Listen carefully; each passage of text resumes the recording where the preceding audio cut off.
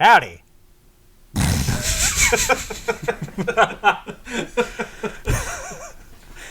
Hello, everyone. Welcome to this week's episode of the DoubleClutch.ca podcast. I'm your host, Nick, managing editor of DoubleClutch.ca magazine, and that was Nathan. It's a quiet studio here. It's just Nick and I today. Nick, what are we talking about today? So I was actually out of the office for a bit. I went down to Florida last week to get some sun, take advantage of the nice weather, and just, get a change of scenery. But also, I made a couple of observations there. First of all, have you ever been to Gatorland? No. Gatorland's fucking cool. Is it? Yeah, it's like are there gators? There are. This sounds unsettling. It's like an alligator sanctuary, okay. and it's like it's so fucking cool. But I digress. Well, explain how. No. I'm into this now. You've brought up gators. Gators are spooky because they're so big and such a stealthy predator. Yeah, and they're so ancient. They're so graceful. They're terrifying and graceful. Yeah, and so cool. Metal. Yeah, it's fucking sick. Okay, so Gator Sanctuary. Gatorland. So do they got, or is it just like a bunch of gators in a pond, or what's the deal? Yeah. It's like all throughout their sanctuary. It's like completely outdoors. They have trained their gators to jump. What? Yeah, they can jump. They can jump, but only if you're holding raw chicken in your hands. I assume an entire chicken. No. Oh, like chicken pieces. Okay. It was cool. I watched it feeding. It was really cool. Sick. But I digress. Okay. Second observation, and I don't have the data to back this up, but I feel like Florida... They are actually just like that. Must... Thank you. I feel like Florida has the most Mustangs per capita out of anywhere in the States. Okay. I saw so fucking many of them. That... Does it track? It kind of tracks. I feel like I saw a ton of them in California too. That also tracks. It's nice weather year round. California's wealthier, so Florida would probably have more Mustangs. Yeah. That track. Anyway, sorry, go on. It wasn't entirely surprising. Literally every... I probably lost count of how many Mustangs I would have seen in any given day, which was perfect because the car that I spent my press car down there blended right in. I had the 2024 Ford Mustang Dark Horse. The Dark Horse. So was it it blended in because it was dark, just visually quite stealthy? It was blended in because it was... Yes, it was visually stealthy, and also almost everyone has a fucking Mustang down in Florida. Right. Except mine sounded good. Okay, so give us a rundown. I have a rough idea of what Ford did with the Dark Horse. Yeah. But for everyone listening, of course they're listening. But yeah. So the way I see it, it's kind of a continuation of the Mach 1, right? Okay. That was supposed to be the Mach 1 was basically an everything bagel, combining the performance package level 2, okay, the Bullet, and to a certain extent the little GT350. shade of the GT350. So disparate packages unified. Yeah, into one convenient package that may or may not like to run into crowds. Right. The Dark Horse is a continuation of that idea, but made vastly sharper. Okay. So quantify sharp. First of all, you get more power. Okay. You still have the 5-liter Coyote V8 under the hood. Yeah, brother. It is now tuned to produce 500 horsepower. Okay, up from I think 460, 480 in the spicy spec. Yeah. Previous gen cars. Yeah, in the Mach 1. And the Bullet, I believe. Shorter gearing, stiffer suspenders, faster steering rack, all that stuff. More this, stiffer that, grippier, everything. Right. What did your car come on? Because I think they come on what is it, Michelin Cups or Pirelli P0 Neros or whatever? That definitely didn't have a lot of tread left upon me picking it up. No. I was very surprised. Well, actually, I wasn't surprised. I was like, oh yeah, those tires look about what I would expect.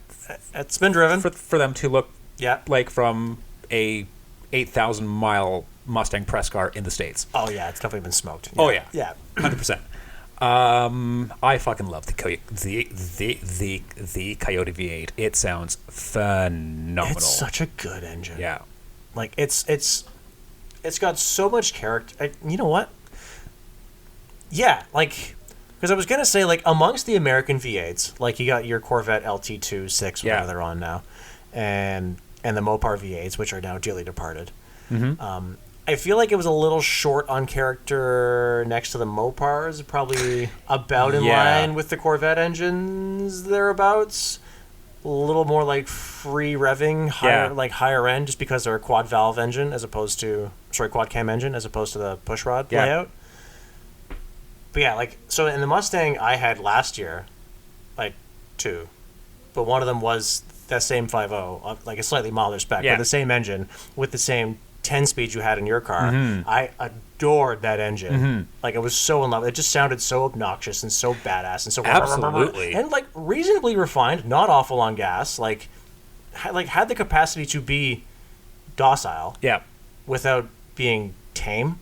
Yeah. So to speak. I did not love the 10 speed, and from what I recall, you didn't either. So I was going to get into that. Yeah. I wanted to touch on the engine and the exhaust specifically. That thing does sound phenomenal. Yeah. Loves to rev out.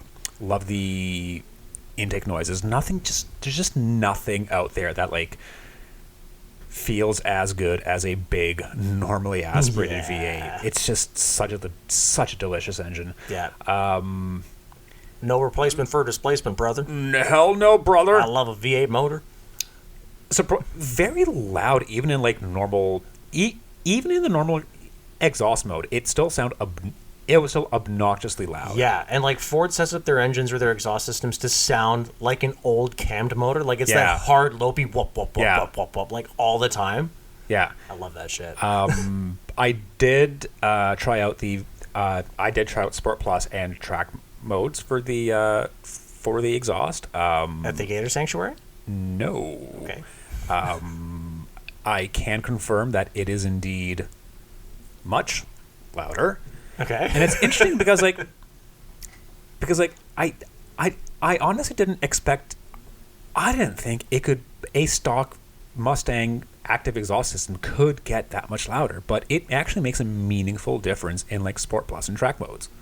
Like it kind of adds like Sport Plus and Track, they kind of add like you get more burbles and pops in Sport Plus and Track, but you also get like a second higher pitched baritone. Yeah. When you rev the snot out of it, yeah. It's fuck, man. I really think like it just bypasses the mufflers. It's so loud. It's incredible. Gets a lot of attention, especially when you're revving it out. Mm-hmm. As one does. As you do. Fuck Normus level. What was the word that you coined a couple of episodes ago? Fuck Normus? Yeah. Fuck Normus. Yep. Fuck Normus levels of grip. Yeah. You get nowhere near its limits on public roads, even when you're pushing it on ramps. Like it just can't. It just hunkers down. It fucking bites. Okay. And it actually launches pretty drama-free for something with like 500 fucking horsepower. Yeah, because it's just so sticky, right? Yeah. And it's just set up to just kind of like give a little bit of wheel spin and then fly away. Yeah. Good steering feel. And you're right. It was surprisingly docile. Like even when you're like settling down and cruising, like you do get more road noise, especially over concrete. It definitely does sound like you're on an airplane runway. Yeah. But not a lot of wind noise. Pretty good cruiser for the most part once you settle into a cruise. And I actually averaged a somewhat decent 18 miles per gallon. That's not bad for how ham-fisted I'm assuming you're driving it. Yeah. Yes. But if there's ever a car that desperately needs a third pedal to be brilliant, and here we are. The Mustang Dark Horse is it. And that's so surprising because like in so many other Ford products that use the 10 speed, it's a good transmission. It's a good transmission, I think, except in the Mustang. Yeah. Did you find in yours, like, you're making a left turn through an intersection. Okay. It, like, starts in first and then decides to abort and goes into second. And there's, like, a good, like, while where you just have nobody home until it gets into second and then starts going. Do you ever notice this? Does it happen to you? Because that's what I notice a lot on mine. Even my mom noticed it when I let her drive it. It really hangs up. It didn't happen on mine. Hi, Mom. It didn't happen on this one. I assume Ford must have and this one had about 8,000 miles on it. Okay. So I assume Ford straightened that out. Had to tweak that, yeah. But even then, like, it just wouldn't kick down as quickly as I expected it would. Even with like all the drive modes and like full kill and whatnot. Just like jerky shifts. The paddle shifters weren't that responsive. Yeah. And when you're slowing down and engine braking, it's you really felt the kicks. Yeah, like the kicks in your lower back. Yeah, it feels like a built transmission. Like it feels like a within like a heavy duty aftermarket valve body. Yeah, like it's just like it's very. Yeah, exactly. Every shift. It doesn't like to cruise. It does like it when you're fucking ringing it out at full throttle. Oh, it's yeah, perfect. Full kill. It's incredible. Yeah. But other than that very specific instance, which yes. probably comes up a lot, yes. it leaves a lot to be desired. It does, and fuck, man, it really puts the ZF8 into perspective in like the Challenger and the Charger. Well, it's so perfect. Like, the ZF8 is like just leagues ahead of the Mustang's 10 speed. Like it's smart and slick. Yeah. Right? Like you give it like a little bit of throttle, it knows to kick down. You put your foot down, you're like sliding through a corner. It knows to power slide and keep the wheels spinning while banging upwards through shifts. Like that's such brilliant logic. Yeah. And it's so seamless, but it's still like bang, bang, bang, bang, bang. Like it feels performance built, but not as aggressive as this. Yeah.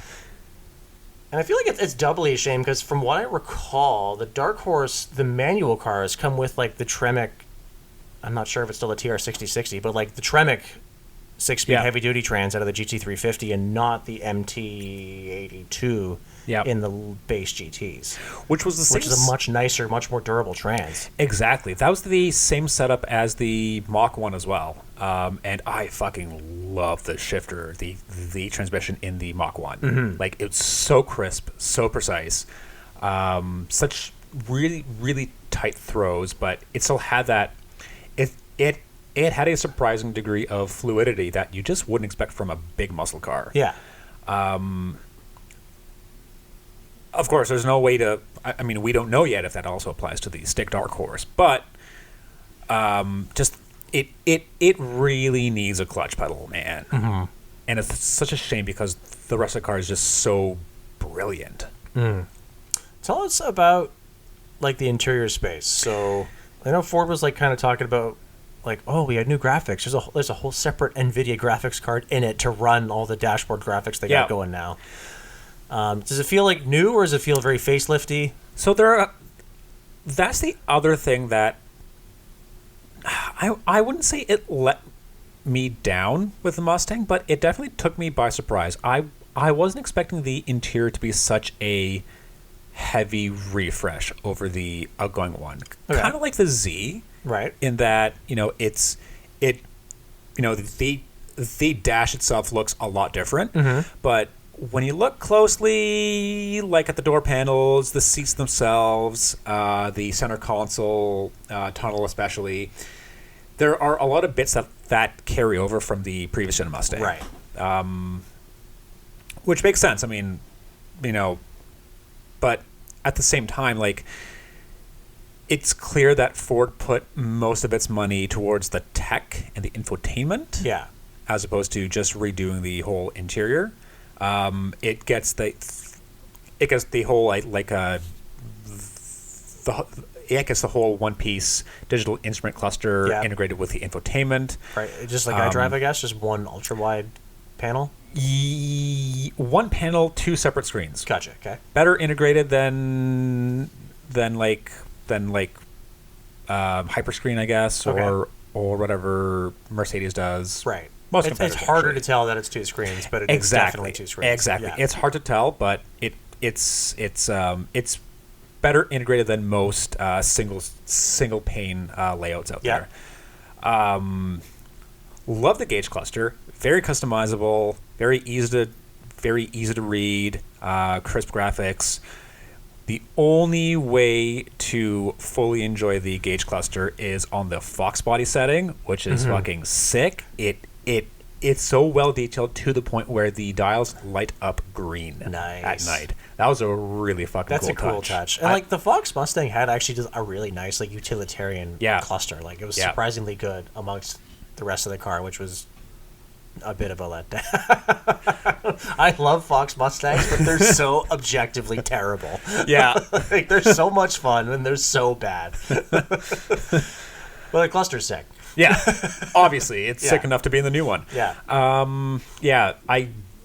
I like the fact that the gauge cluster settings isn't tied to whatever drive mode you're in. So okay, that's big because like a lot of companies do that, and I hate it. Yeah, but like with the Dark Horse, you just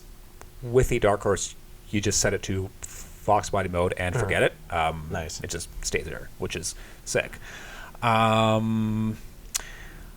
I'm not sure about that whole NVIDIA graphics card thing. At least I think that's what I recall hearing. Correct me if I'm wrong. I'm not 100% sure, but I'm pretty sure I remember hearing that. It's like Sync is pretty good as a whole. It's generally responsive. It's generally a good-looking system. It generally has a good number of features and whatnot baked in. Yeah. It works. It generally works. But I noticed with the Dark Horse, like, it wasn't perfect. Okay. Like, you'd still require a couple of jabs at screens to, like, at the screen for your inputs to register. It did reboot on me arbitrarily a couple of times, specifically when running on CarPlay. Just the whole system would just shut down. I've seen that a couple of times. I think I had an F-150 a while ago that did that. It would just randomly shut down. Yeah, it's also a little disconcerting when you're in a completely different state that you're not used to, and you don't know where anything is, and you were kind of navigating to like certain destinations with GPS, and you don't know what and fucking it just gives up turn now. to take. Yeah. Funny enough, at least I couldn't find a physical USB connection. Really? Like they had charge ports to charge your phone. Charge the phone, but not actually connect it. Yeah. So I had to basically lean on wireless CarPlay, which drained my battery, and it sucked because the wireless charger setup, it's not really conducive to iPhones because I couldn't even without my case, I couldn't get it to charge my phone. Even without my case, rather, I couldn't get it to charge my phone. It's really, really finicky. And is there a reason why you couldn't use it while it's plugged in, just plugged in charging? It wouldn't charge. What? It literally wouldn't charge when I plugged it in. That's dumb. That's weird, eh? That's really dumb. That's weird. Why is that? I don't know. I have no idea. I spent 2 minutes rifling through the center console cubby. It's like, no USB here.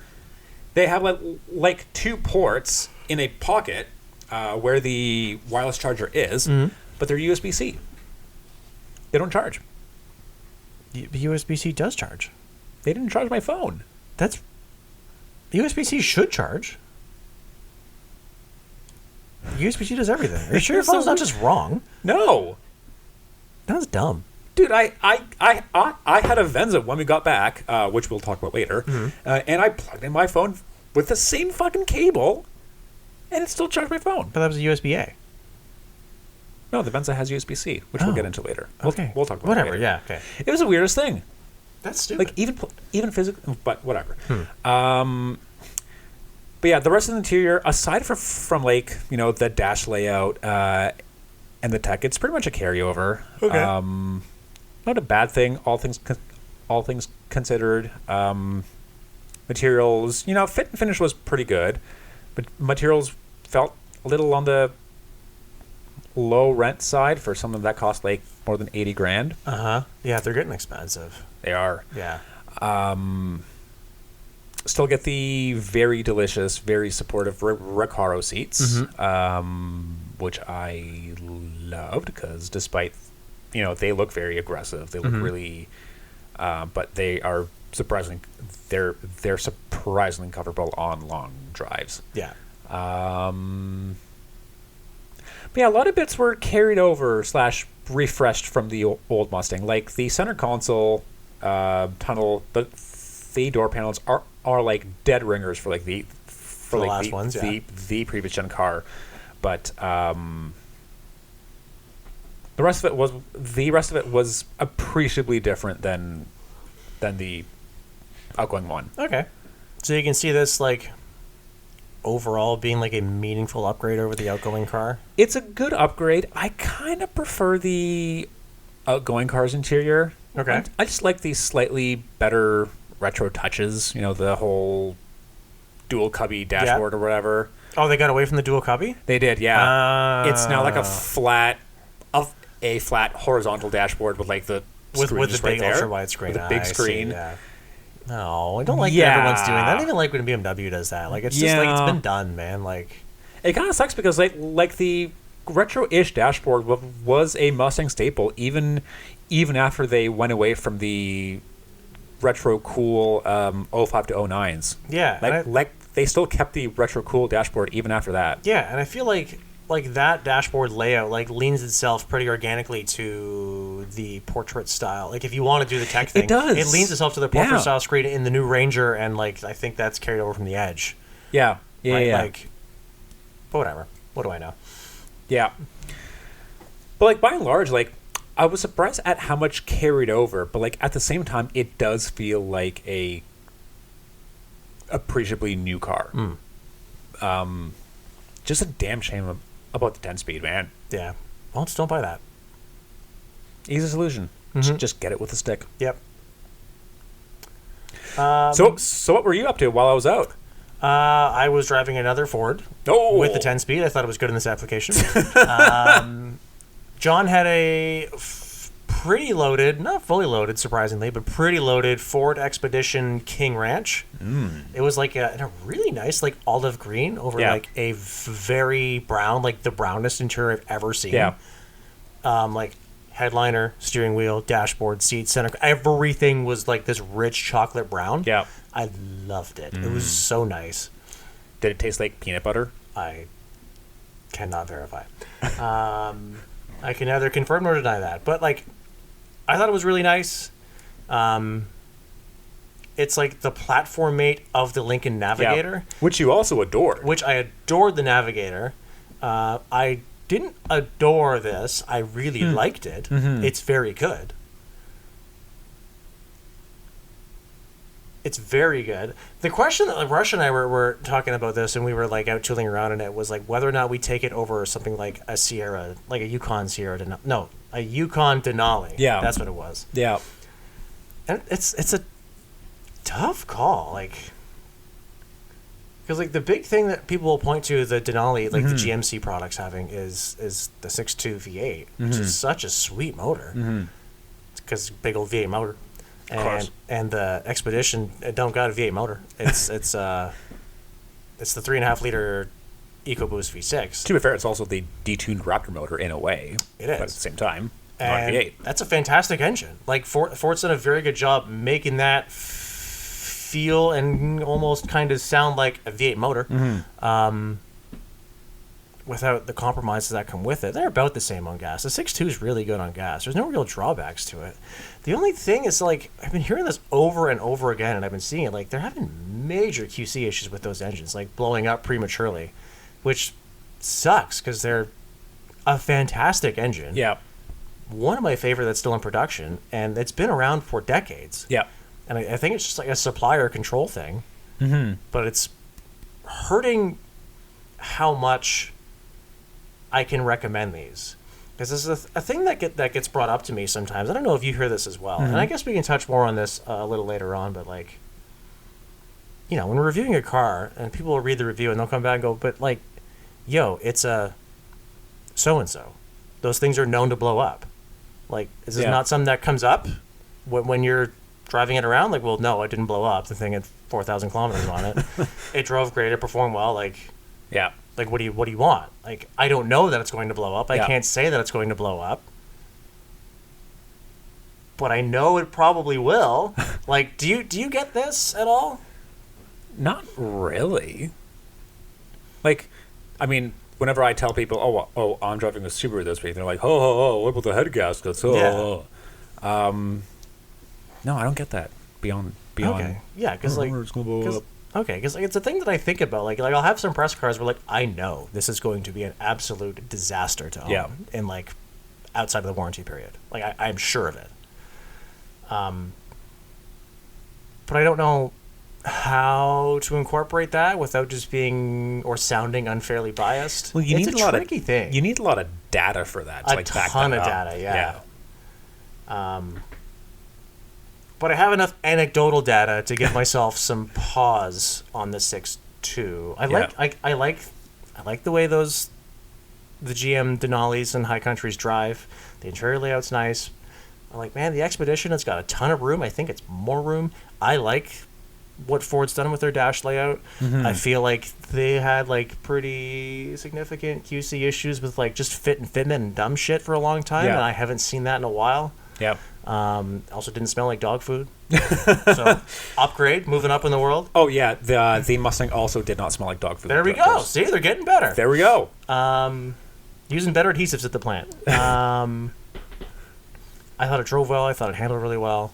It hit its size commendably without like trying to shrink. Like the X7, like the BMWs, like they're very good at like shrinking. Mm-hmm. This thing never doesn't feel big because it's a big truck. Yep. But it doesn't feel like a bus either. Yeah.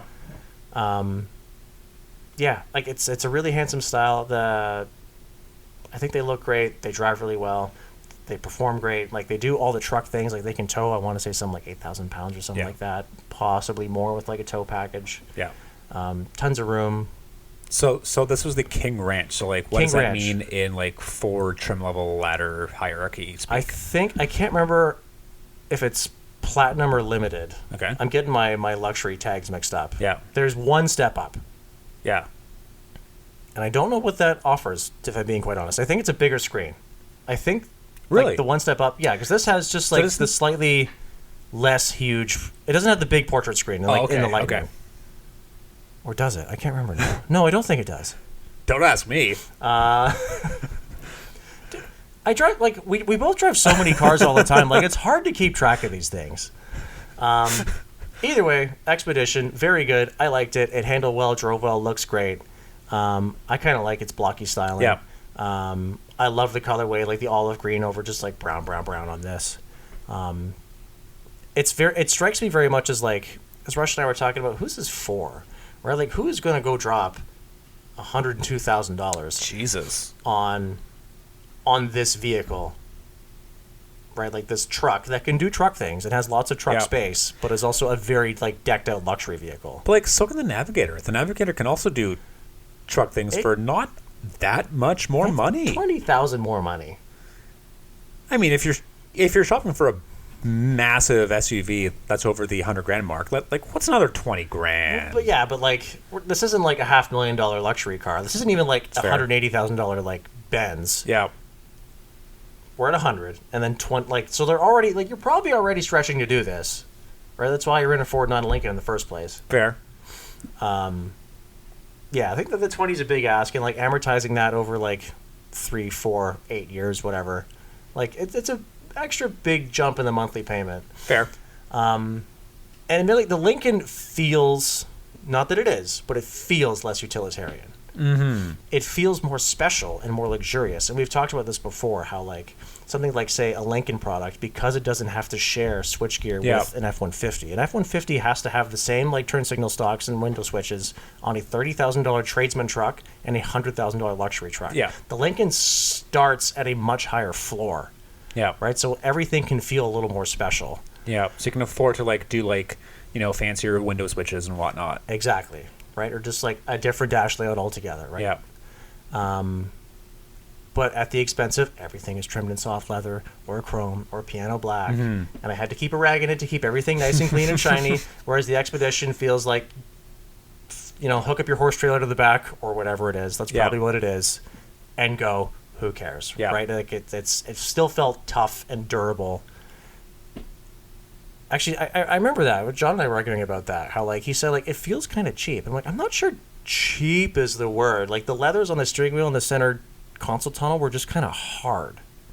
Like, just very firm. Yeah. And, like, semi-mattish as opposed to, like, the really slick, soft leather we're used to feeling. Yeah. Especially at $100,000. Especially at $100,000. Yeah. I kind of see where John's coming from, but, like, at the same time, you're right. It's different client. Yeah. Like, it's like cross-shopping a suburban high country versus a Yukon Denali versus an Escalade. Yeah. They're all basically the same vehicle underneath. They're all the fanciest that you can get from each respective vehicle. Yeah, but they're probably going to different people. Exactly. They're probably not getting cross-shopped. Exactly. Despite being almost the same. Yeah. And I don't mean that in a bad way. Like, this isn't a slight against GM or Ford even. Like, they've gone to great length to differentiate those top-shelf products. Yeah. But, like, you and I both know under the skin, they are the same. Oh, yeah.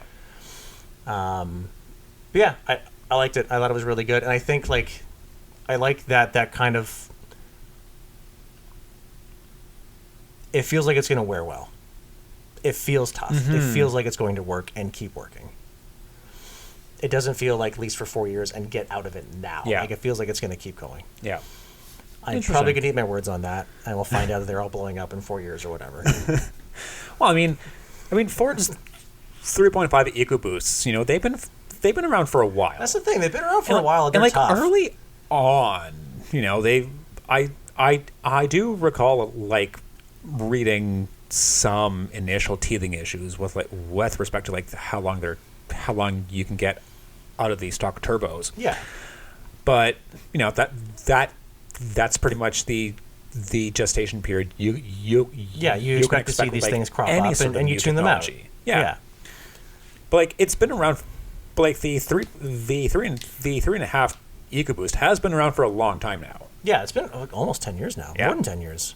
About 10 years, we'll say. Yeah. But yeah, like, Ford's got it figured out. Like, it's a good engine, and it feels good. That's the big thing. Yeah. So many turbo, these new, like, complacency engines don't feel good. They just don't. And this does. They did a very good job tuning it to feel like a V8 and delivered that V8 experience. Yeah. Reminds me of the Tundra TRD Pro. In that, it's a twin turbo V6, but it sounds and feels like a fucking V8. Yeah. Like, and it's the same, like, linear power. That's the big thing. Just like that linearness, that sense of, like, plenty. Yeah. There's more. You've got it. You don't have to wait for anything to spool up. There's no dial time. There's no pulling timing. It just is on. And I'm sure the 10-speed actually being calibrated well in this application at least makes a big difference too. Yeah. Yeah, well, I think, like, I'm going to guess probably the same as out of the F-150. And the F-150 team is the biggest team Ford has. They try very hard, so it's just had the most hours thrown at it, were I to guess. But yeah, I had no real complaints about the truck other than its $100,000 sticker, and I mean, like, that's in line with its competitors. Yeah. I can't knock it for that. I liked it. I thought it was really good. I think I would take one over a Denali. I think I need to revisit it, but I think so. Very well then. What else did we have last week? I had another green SUV with another 3.5 liter engine that has been around for a long time. Much longer than the EcoBoost. I had a Nissan Pathfinder. So we were actually... So it was still around yesterday, with yesterday being Easter Monday. That was yesterday? That feels like last week. I know. But, like, that thing felt nice. And is it really worth, like, springing for a QX60 as nice as it is when the Pathfinder is already so good? This is the thing. And, like, I think we touched on this yesterday. It's that, like, I like the QX60. Did you drive the QX60 when I had it? Yeah. And, like, generally enjoyed it. It's good. It's fine. It offers a level of smoothness that you don't really get anymore. Yeah, because everyone's trying to be sporty. This isn't. It's just big, comfy, slick. Mm-hmm. And relatively simple, right? It's not too gimmicky, not too tech forward. But being that it is an Infiniti, being that it is a luxury product or a luxury badge, it has luxury pretensions. Yeah. And the Pathfinder strips that away.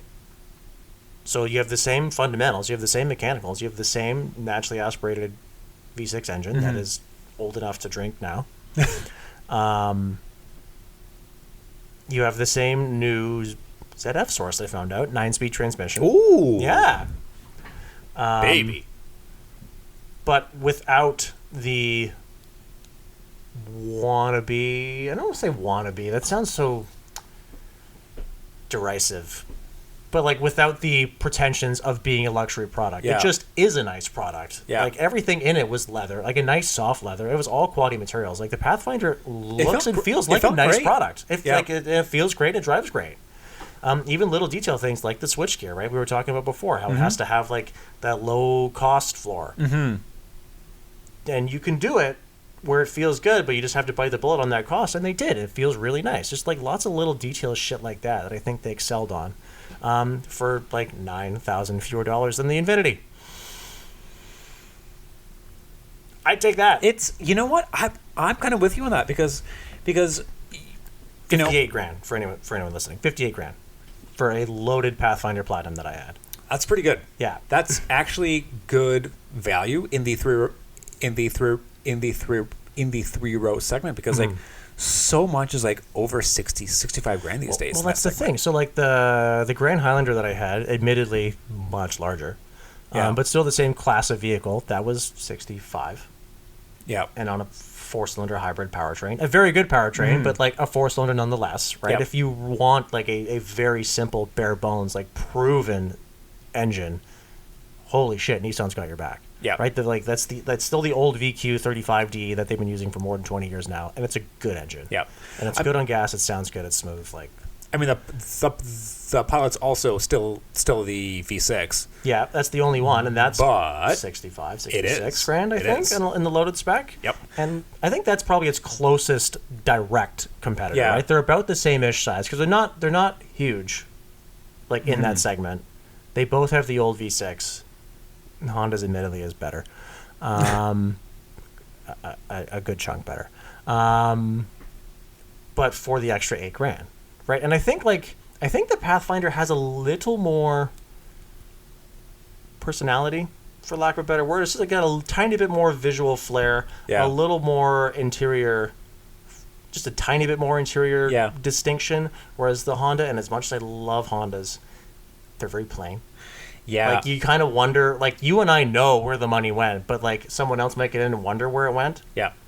Because they see, like, just like, well, everything's the same cohesive coarse grain of leather and the same trim of strip going across the dash. Yeah. And, like, it's all very plain, very utilitarian and practical, but it's not, it doesn't sell itself great on the test drive. Yeah. The Pathfinder does. It's one of those cars that like, you need some time to, like... Yeah, they kind of drink it in and go, oh, yeah, this makes a lot of sense. I see why they did this now. Like, it kind of reveals itself to you. Yeah. Yeah. Pathfinder, really nice powertrain. Surprisingly good on gas. And I've been saying this for a while, like, these new complacency, like, hybrid turbo small displacement engines are not actually any better on fuel in the real world. Or if so, not much, and at great cost. Yeah. It drives well. It handles fine. It's not sporty, and I don't care, right? It's a 6-7-seater, like, family mover, and it does that well. And there's lots of space, and it's comfy, and it's surprisingly quiet, and it rides really well. How much can you get into a Palisade for these days? They are about the same. I feel like a ultimate calligraphy is like low 60s or high 50s. I call it 60, give or take. Yeah. So that would actually be a very close competitor. Yeah, that's even closer. You're going to wait for one of those for years. That's true. Yeah. That's true. You can probably walk into a Nissan dealer right now and get a Pathfinder within like a week. Yeah. just because that brand is unfortunately so poorly perceived. Yeah. Like they're nice vehicles. Like I have not had a Nissan Presser that I didn't like something about. Well, like even the Altima we had like we had a few weeks ago. Even that was like, as old as that thing was, you can still find things to like about it. It's still roomy, it's still comfy, it still has fucking all-wheel drive for like under $40,000. Yeah. For like the price of a loaded Civic, you can also get a loaded Altima with like all the bells and whistles. Yeah, arguably way more bigger. comfortable, way bigger, way more room, all-wheel drive. You just have to live with having to drive a Nissan. Yeah, that's the thing, right? And the Altima is like the ultimate whipping boy of cars. Oh yeah, yeah. Yeah, like it's a shame, and like I hope that brand keeps moving in this direction and keeps trying. And they allegedly have something like 26 or 30, like a ridiculous amount of cars slated to debut in the next year. Yeah, I'm sure you've seen this headline too. Oh yeah. Yeah, at the New York Auto Show, they had the new QX80. Literally last week. Yeah. They did the QX80 and the new Kicks. Yeah. The new Kicks looks fucking great. sick. The new Kicks looks fantastic. Yeah. And, like, I really like the existing Kicks. Mm-hmm. Right? And, it's one of those products that's, like, yeah, it's a little dated, but I don't think that's a bad thing. Yeah. And like, the new one is not dated, or at least doesn't look dated at all. Like, it looks like a ground-up job that looks fantastic. Yeah. It's striking and should sell good. Yeah. Plus, with new Kicks at least, all-wheel drive is now standard. That's a fucking big one for those, like... Oh, yeah? Yeah. Damn. Mm-hmm. Okay. And then the QX80, I think, like, from what I recall, visually is pretty similar, but, like, way more tech inside. Correct me if I'm wrong. Yeah. It's... Yeah, the QX... The QX60 is... 80. The QX80. So it's interesting because, like, I'm surprised they didn't do some sort of, like, mild hybrid or some sort of hybrid or electrified powertrain with that. I'm surprised that they're sticking with the twin turbo 6 for that thing. Twin turbo 6? I thought it was the V8. No, it's a twin turbo 6 now. Oh, out of what? Oh, out of the Z. Yeah. Oh. See, I didn't read the press release. I just assumed it was on like the big old Armada architecture with the V8. I'm pretty sure. I'll take your word for it. You read the press release. I didn't. We're gonna go with that.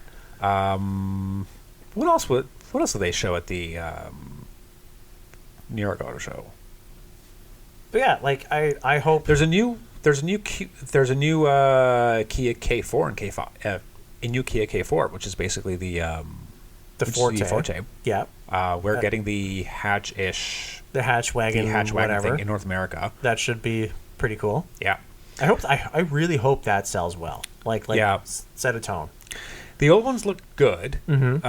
but I don't see. But yeah, I don't see many of them on the road. What, Fortes? The hatch. Oh, the Forte hatch. Yeah. Maybe a bit too wagony. I don't know. My wife always said they're a bit too wagony for her liking. And I'm like, that's why they look good. Is there such a thing? No, I don't think there is. No. Fuck. What else? What else we see at? What else came out in New York last week? New Tucson. Well, refreshed Tucson. Mm-hmm. Facelift. That's right. Yeah, slightly sharper front end. Right. It's kind of like aping the Palisade. And it's more squared off. Little more squared off. Still does the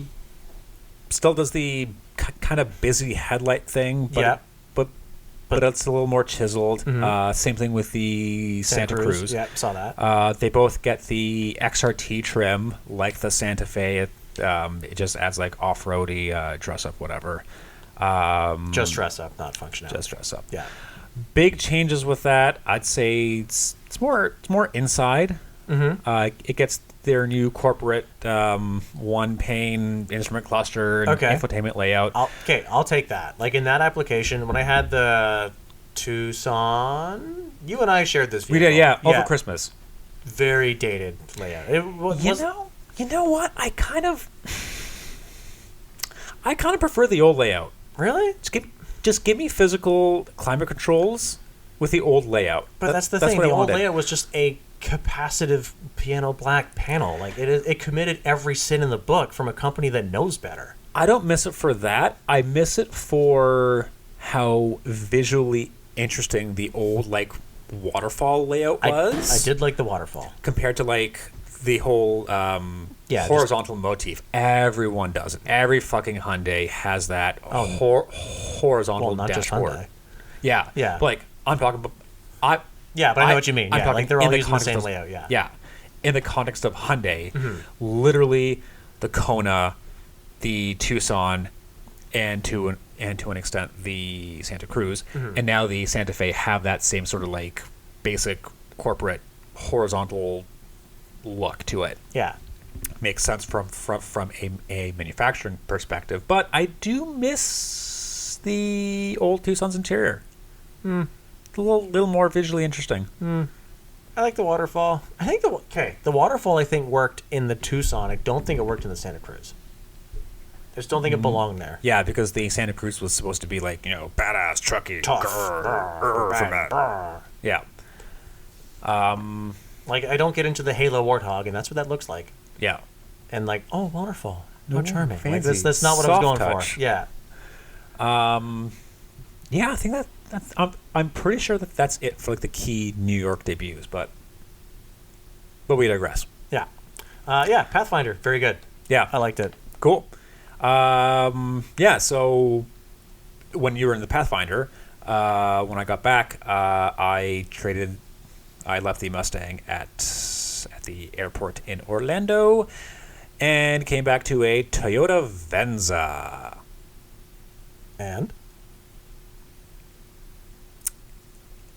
It's a Venza. You know what? I had a Venza. I had a red one. Yes. I thought it was red. Okay. So the Venza is one of those vehicles. The new Venza. I really did not like the first gen Venza. But this new and now outgoing gen of Venza, it's one of those vehicles that I did not like so much when I had it. But I think about it a lot. And in thinking about it, I think it was actually pretty good. And I regret that I didn't drive yours while you had it, because I wanted to revisit that and see how far like my perception of it has shifted. Yeah. Because the Venza was my second ever press car. Yeah. I remember thinking like this and this and this are pretty nice. I loathe this, and this. Yeah. So what you loathe about it? I'm curious about that first, because like I have some thoughts, but I'd like to see if your sticking points kind of ladder up with mine. Okay, I would like to again emphasize this was my second ever press vehicle.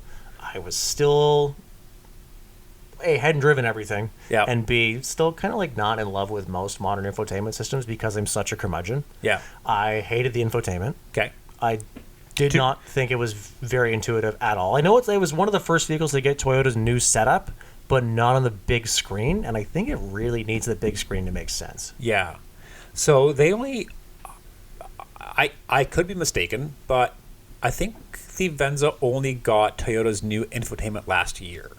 So the one you had was probably still running their old system. I'm pretty sure it was the new system, because like it looks at a glance like every other new Toyota I've had. Yeah.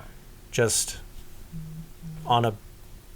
I couldn't quite figure it out. Like it always frustrated me. It had a bunch of little quirks where like when I connect my phone to it, it would play whatever I was listening to or watching last. Yeah. Which meant that I listened to an episode of King of the Hill while I was driving to work one day. Dang it, Bobby.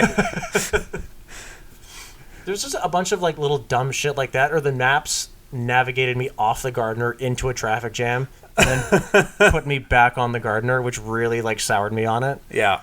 Okay, you just cost me half an hour for fucking nothing. Thank you. And I thought, like, as we have all complained, like the 2.5 liter hybrid powertrain is just like thrashy and coarse and shitty and weird. Mm-hmm. But otherwise mechanically stout. Like the handover is nice. It's very efficient. Great use of space. Very comfortable. Yeah. I thought it was a pretty smart looking thing. Yeah. I wasn't nuts about the price point on mine, because mine was like one trim down from the top SKU. Yeah. And it didn't have a couple niceties that I was looking for. The biggest one being like their fancy Pano Star electrochromatic roof. Yep. I think there's a couple other things that it was missing that I was kind of sour about, and I think it was a relatively cheap jump up to that step. Yeah. So I think from what I recall, I think mine was like 48 or 49. Yep. And I feel like for the $2,000 more, it would have been a much more compelling package. Mm-hmm. So I got your review actually queued up here. Oh, God. Don't look at those photos. Yay, Nathan's first review. Second review. Yeah. So, first of all, old infotainment. Oh, that's the old system? Yes. Oh, okay. Old system. So last year, I was right. They did update it to the new system, the bigger screen, and they swapped out the analog gauges for the digital gauge clusters. Right. Basically, the same setup you now have in like the Tundra, the Taco, the Crown, and I liked it. And I liked it a lot in those vehicles, and I liked that setup as well in the new Venza. Okay. Miles ahead in terms of graphics, in terms of usability. Yeah, the old system was pretty bad. It was brutal. Pretty bad. It was fucking brutal. Yeah. Like the gauge cluster, it's still it's very, very, very easy to read, surprisingly customizable. And now that I mastered the learning curve a couple weeks ago from the Crown, I had no trouble getting used to the weird, or what I originally thought were weird, like the weird setting menus and stuff. Yeah. Press and hold to change things. Yeah. Got used to that. The panoramic glass roof thing was cool. This one did have it. This was the fully loaded Platinum, so about just over $50,000 as tested, and it did have that roof thingamajig. Yeah. Very cool. Fun fact: I'm pretty sure the only other new car that does that is the Porsche Taycan. Really? Yeah. Oh, yeah. I guess there is nothing else. Yeah. Nothing else does it. So.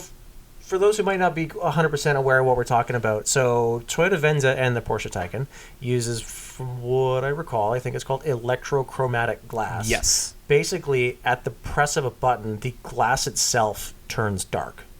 It's so cool. instead of closing a shade like a peasant, you just hit a button, it puts a little charge through it, and it just automatically just goes black. However, the Venza also does have a proper sunshade. Nice. I don't know why. Don't know that you need one, but okay. Oh, it'd be silly to change a headliner design. Yeah. Yeah. So you get both. Yeah. You get extra sun. You get extra sun protection. Okay. Very good. I like the interior. Good fit and finish. Good quality. It did feel like a fancier RAV4, which is essentially what this is. Is it a RAV4, man? Because I thought. It's from what I recall, I'm stretching here. We're just talking about not remembering cars I drove 2 weeks ago. This was 2 years ago. I thought it was very Lexus-y in its execution and design. It did not strike me as like base level Toyota. It struck me as base level Lexus. Yes and no. So it does occupy that same sort of like middle ground between Lexus as the Crown does. Yeah. But ostensibly, this is a fancier RAV4. It's the same platform. Same platform, very similar proportions, same powertrain. I think the Venza is actually has slightly less headroom than the RAV4. Yeah, just from its like teardroppy shape, which I think looks pretty good. Yeah, yeah, it's a good looking thing actually, especially for something finished in like Maytag white. Whirlpool white. Sorry, Imran, I'm a Whirlpool guy here. Ooh. Mine was red. I prefer the red. Toyota, which is generally good at retaining physical controls for key functions. They drop a lot of that in the Venza. They drop that. I did not like that one bit. Yeah. The haptic feedback, it's not even haptic feedback, the touch panel for the climate control did take a few jabs to like kind of register the inputs. That's kind of what I meant by Lexus-ness. They were trying to do like more slick, more modern, more touchy, less like typical Toyota like pragmatic design like we see like in the Taco and the RAV4 is like big chunky knobs, right? You could use this thing with mittens on. Yeah. And you cannot do that with a Venza. No. Yeah. At least not with the top trim one. I think the base one still gets cloth. Yeah, I remember seeing that. Yeah. So mine was like kind of the worst of both worlds, right? Didn't get the cool panel roof, but didn't get the base thingamajig. Yeah. Yeah. good fit and finish. Actually, the interior did feel quite nice. You still had more metallic accents. It just felt appreciably nicer than RAV4. Yeah. I think that was probably one of the first Toyotas to deploy this soft Lexusification that we're seeing in the cars like the Crown now. Yeah. And, I didn't like the powertrain at first. Yeah. But eventually it eventually kind of grew on me. Yeah. You just kind of get over it. You stop listening for how coarse the engine is. Exactly. And then it's just fine. It's quiet, it's slick, it's smooth. You don't notice the hybrid handover. There's no awkward start-stop. It's just kind of great. Toyota's always been really good at that. Yeah. It's not particularly quick, but it's very smooth. It's very well-tuned. You do kind of have to plan your passes on the highway. Like, it wasn't not quick. Fast. It's not fast. But, like, it's fine. As a comfy, quiet commuter thingy, I got, I think, 5.5 liters per 100. What really amazed me was that no matter how hard I floored it, dude, I still got I still averaged 6.9 liters per 100K. Yeah, like it just. And so I was doing a lot more city, so I got even better economy out of it. Because like it spends. This is the thing that like some hybrids spend like almost no time in pure EV mode. The Venza spends a lot of time with the engine off. Like it's a surprising amount. Yeah. I didn't get that sense from the Crown. I found that the Crown really liked to kick in the gas engine, but the Venza in particular, that thing, it really wants to stay in electric it really mode. wants to just like be quiet, like be silent and conserve fuel. Like it's very good about that, which makes it all the more jarring when that engine does kick on. Yeah. Like it's weird. So like I picked it up and like I picked it up and at first blush I'm like, oh, this is all right. And then like over the course of like a couple days I started to like it less and less. I found these quirks that I did not care for. And then over the rest of the week, I started, as we were talking about, revealing itself to me. Like, actually, all right, this makes sense. You know what? I just like that it is this comfy and this quiet and this efficient. Then I can just putz around and not worry about how much fuel I'm spending. But I think the biggest turning point for me, I remember when I had it that summer, I was like, it was a weird streak where I was like, kind of like hungover sick all of the time, regardless of whether or not I had drank the night before. Okay. Just like queasy and weak. Like it just felt like garbage. And I remember I was working at the brewery at the time, and it was hot, and it was a long day. I was working the morning and the evening. And I took like partway through, things quieted down. Like, I just gotta go chill for a minute. And I got in the Venza. I turned it on because I knew it would be very quiet, so it wouldn't bug anybody about idling. Yep. And ran the AC, ran the vented seats, put the seat back, and just had a 20-minute nap. Yeah. And I got out of it. I was in love with it. Like, okay, you saved me. This thing saved my ass. It's good for your mental health. Yeah. And it's weird, just like little episodes like that, like a little human experience with the machine. Yeah. Totally changes your perception of it. Now, like, okay, I'm going to forgive these things because it did this for me. Yeah. Right? It becomes very personal like that. And there's so much of that in this line of work because like I don't mention reviews in my reviews. I don't mention numbers in my reviews hardly at all. Yeah, I do when I'm bored or can't think of anything else to say. I think you're broadly similar, more or less. We're like you can get numbers anywhere. We don't try to do that. Yeah, right? It's about the experience, what it's like to actually live with and own. And it's kind of interesting to see like because it's so subjective. It's just how we feel about it. How much those feelings change over time. Or even in the span of a week that we have it. Yeah. Right? With just like little things that flip a switch and, I like this now. That's it. Yeah. Like, I had a nap and now it's good. Like it's that dumb You're sometimes. Just cranky. Yeah. And like we try to I'm sure you've encountered this. Like you try to acknowledge this internal bias. Yeah. Like I know I don't like it. I know I should. It does everything right. I just don't love it. Like that Cadillac CT4V Blackwing I had last summer. Like I've mentioned this before, I think. We're like, I really liked it. I recognize it was very good, but I was not in love with it. But now in retrospect, I think about it a lot. Yeah. About how excellent it was. even though I was not nuts about it at the time. Because it just failed to resonate with me on an emotional level at the time. Huh. Do you get this at all? Am I just, like, yelling into a void here? I kind of got that. I kind of felt that with the... What was it? Like the pre-refreshed Genesis G70. Okay. Like, I've driven a couple of them over the years, but like, I kind of came away with a sense that this is a technically good car, but it doesn't really stir my emotions like the same way a 3 Series would, or even a Kia Stinger would. Of course, it's a BMW.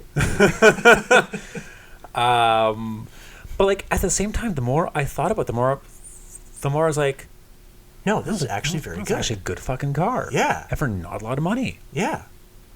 It's weird how like you kind of come around to it. Yeah. Or like even like or back to back if you drive the same thing just days apart. Like or even driving like, you know, objectively bad cars like, you know, like a Miata or a BRZ. You know, they're small, impractical, tough to like live with on a daily basis. Yeah, but they're great. Fucking phenomenal. Yeah. And it's funny,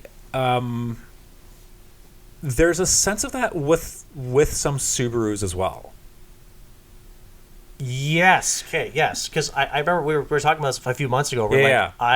We had a Legacy Outback Onyx on the fleet, and I tried to dibs it. Yeah. Because like I feel like when I had it a year and a half ago, I was needlessly harsh on it because it just failed to click with me over and over again. But I think about it being very good, and I think part of that perception was when I picked it up, I assumed, I don't know where I got this from, that it was $50,000. Yeah. And then when I sat down to actually write the review, 38? Are you fucking kidding me? That's a great value. Holy shit. So I kind of wanted to like come back to it and revisit it because like I think it did a lot of things really well. Yeah. Supers are like that. Like they're not objectively good at first. Like, the 4 cylinders, the 8-boxer engines sound very agricultural, very grainy. Or like the infotainment looks like shit. Yeah. Like it looks very childish and dated, but it functions really well. Yeah. And it's very easy to figure out. Like you can tell they did their homework on that. And like the more time you spend with it, the more time you live with it, the more you come to appreciate. They're like, the 4 cylinder is pretty agricultural, but like for something with all-wheel drive, it's pretty good on gas. Yeah. The suspension tuning is like it's super comfy. Some of the best in the business. Yeah, like the steering, throttle, brake, ride, like driver interface, like is able to just magically delete loose surfaces, whether you're on dry pavement or on like snow. It handles and drives exactly the same. Absolutely. It just deletes it, doesn't care. Yeah, and like Subaru interiors like ain't really anything to write home about, but like they're comfy. They're comfy. They're so easy to see out of. Yeah. And solid. Like they wear well. Yeah. And also all those complaints kind of melt away when you have to drive through a fucking snowstorm, and it it's basically just there. grounds everyone, fun. And you're cutting through the white stuff like it's fucking nothing. Yeah, like in the 2 weeks that I had over the Christmas break, I hardly drove it because I just got my BMW at the time. But the one day I did drive it, it was a BMW. Oh, of course it is. But one of the 2 days I did drive it, it was a nasty, vicious snowstorm, and I was taken aback at how it fucking just cut right through it. Didn't care. Yeah, and it's like objective, and like there are competitive cars out there that are objectively better. Yeah, but that just felt right in a way that took me a long time to come around to. Yeah. A long time to come around to. Now I like it. A year later, I've decided it's good. I loathed it at the time, and a year later, I've decided it's actually pretty good without having driven one since. Just let that hamster keep spinning for a while, see what he comes up with. Absolutely. Yeah. Well, that just about takes it to the end of our episode. Hey, we managed to fill an hour despite being down 2 people. Yeah. Hell yeah. And having like no cars this week. Exactly. All right. Having fucking SUVs. Yeah, it's pretty good. Sweet. Thank thank you all for tuning in. If you wish to follow along our automotive misadventures, you can do so at doubleclutch.ca on socials. We will be back next week, hopefully with a full house. Keep your eyes and ears out. And Nathan's mom, thank you for listening. Hi, Mom.